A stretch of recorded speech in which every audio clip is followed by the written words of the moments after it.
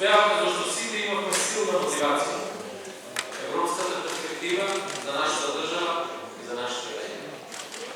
И покрай сите предмети, со кои се случуваме на нашия пат на Европската уния, все пак земята не отстъпва от европския курс.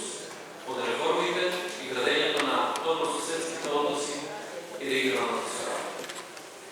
Споделуваме исти предизвици в областта на безбедността, кои единствено може да се решат со заеднична соработка и цврсто партнерство со земјите од Европската уния.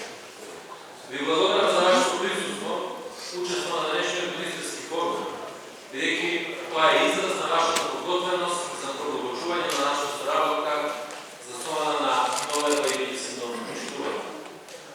Дълбоко сум убеден дека дискусиите од днешниот министерски форум ќе отворат нови перспективи на градење на заеднички одговор во справување со илегалната миграција, организираниот криминал, тероризмот, но и за затврстување на мостовите помеѓу нашите држави.